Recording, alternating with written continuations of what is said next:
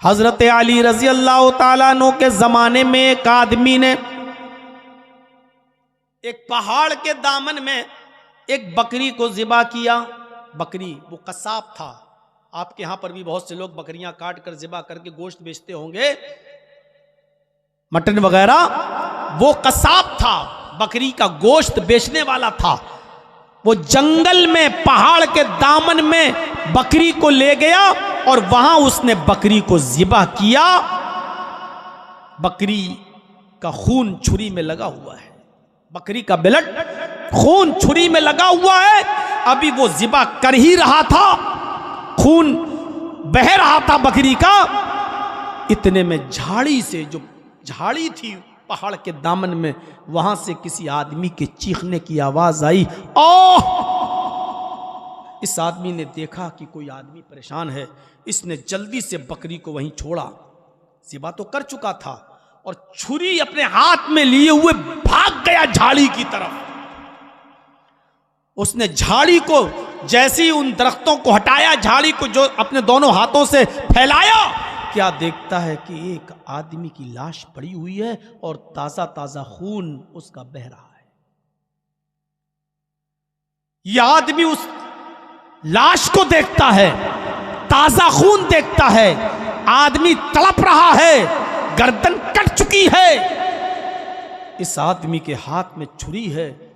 ये सोच रहा था कि या अल्लाह, अगर इस हाल में मुझे यहां किसी ने देख लिया तो यही समझेगा कि इस आदमी का कत्ल मैंने किया है, क्योंकि मेरे हाथ में छुरी है। अब ये सोच ही रहा था कि जैसे उसने उस आदमी के ऊपर से अपनी नजर हटाई और छुरी पर नजर रखी, तो क्या देखता है कि मेरे पीछे पुलिस खड़ी है। मेरे पीछे पुलिस खड़ी है और पुलिस ने इस आदमी को छुरी के साथ पकड़ लिया। इसने कहा कि भाई, मैं इस आदमी का कातिल नहीं हूं। पुलिस ने जवाब दिया कि तुम मौके वारदात पे मौजूद हो, गर्दन कटी पड़ी है, तुम्हारे हाथ में छुरी है और छुरी में खून भी लगा हुआ है, और लाश के पास तुम मौजूद हो। अब झुठलाने की कोई भी वजह नहीं है, जितना झूठ बोलोगे उतना फंसते जाओगे। उसने कहा, मैं कसाब हूं, मैं कसाई हूं, गोश्त बेचता हूं, इस छुरी में बकरी का खून लगा हुआ है, मैंने यहां बकरी ज़िबा की है। पुलिस वालों ने उस बकरी को देखा, कहा कि तुम बहुत माहिर कातिल हो, एक्सपर्ट हो, तुमने सबूत मिटाने के लिए बकरी को यहां लाए हो, और इस आदमी का मर्डर भी तुमने किया और बकरी को भी ज़िबा तुमने किया, ताकि पकड़े जाएं तो ये कह सको कि मैंने बकरी ज़िबा की है, उस आदमी को नहीं मारा।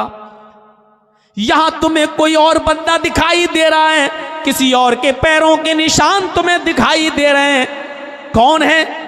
तुम्हारे अलावा कोई नहीं। आदमी तड़प तड़प के मर गया, चीखा और उसकी चीख की आवाज तुम्हारे कानों में आई, और मौके वारदात पे तुम मौजूद हो, किसी के जाने की आवाज भी नहीं, किसी के पैरों के निशान भी नहीं, और तुम कह रहे हो ये कत्ल मैंने नहीं किया। चलो तुम्हारा मुकदमा चलेगा।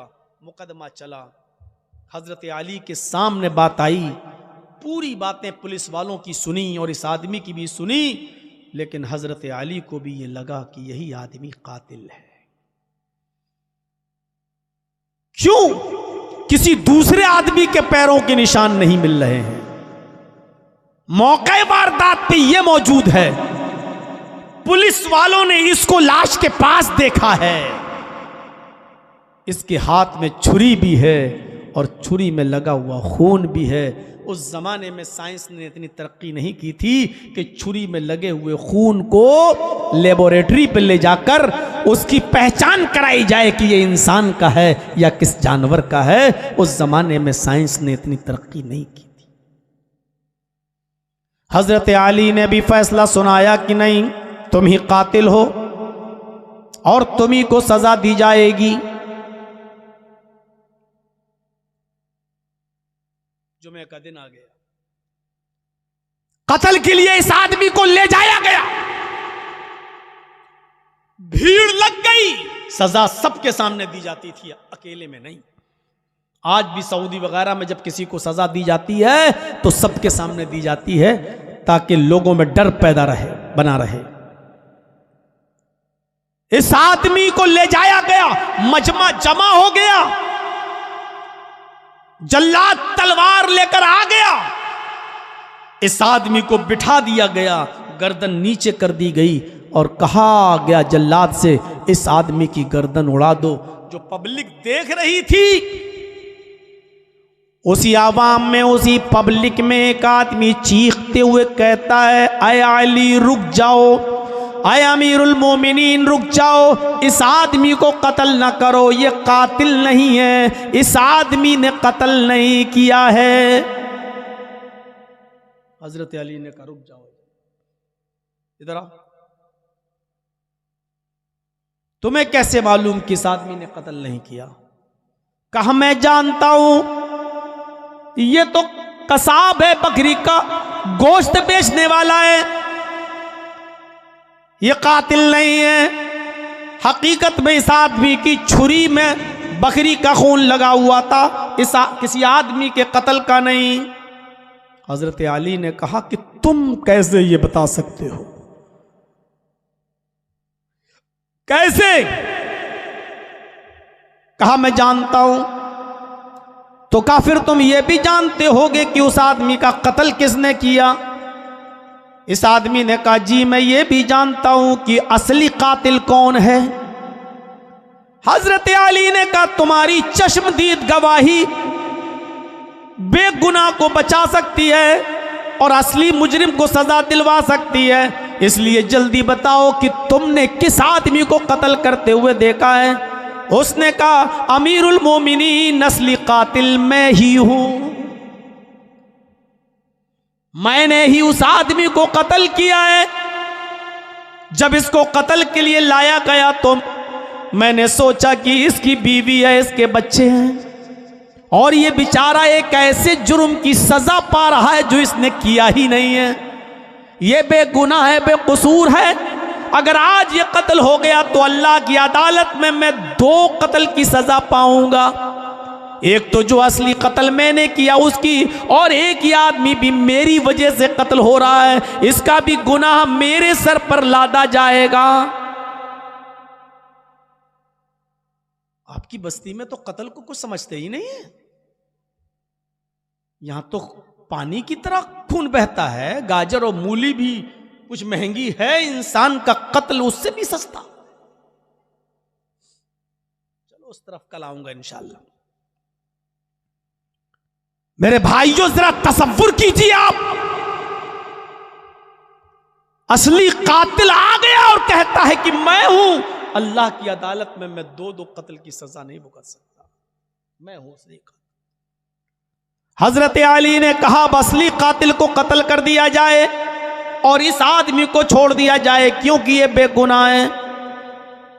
जब असली कातिल को लाया गया और उसको बिठा दिया गया और जल्लाद को आगे खड़ा किया गया, इसको कत्ल कर दो, तो हजरत अली के बेटे हजरत हसन सामने आ गए और कहने लगे आए अब्बू जान, क्या आपने कुरान नहीं पढ़ा? अल्लाह कुरान के अंदर फरमाता है मन कतल नफ्सन बिगैरि नफ्सिन औ फसादिन फकअन्नमा कतल अन्नास जमिया। जिसने किसी एक इंसान को कत्ल किया बगैर गलती के, बगैर फसाद के, बगैर किसी जुर्म के, तो उसने पूरी दुनिया को कत्ल कर डाला। वमन अहयाहा फकअन्नमा अहयन्नास जमिया। और अगर किसी ने किसी एक को बचा लिया, किसी ने किसी एक की जिंदगी को बचा लिया, तो गोया कि उसने पूरी दुनिया की इंसानियत को बचा लिया, पूरी दुनिया की ह्यूमैनिटी को बचा लिया, पूरी दुनिया की मानवता को बचा लिया। हजरत अली ने कहा हाँ मैंने ये आयत पढ़ी है। फरमाया अब्बू जान, इस आदमी ने एक आदमी को बचाया भी है, एक आदमी का कत्ल किया है मैं मानता हूं, लेकिन एक आदमी को बचाया भी है।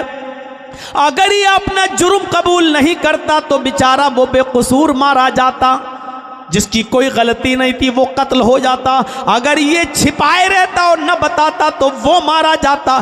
जब इसने एक आदमी को बचाया तो एक आदमी को नहीं बल्कि सारी दुनिया की इंसानियत को बचाया, तो उसका इनाम भी तो इसको मिलना चाहिए।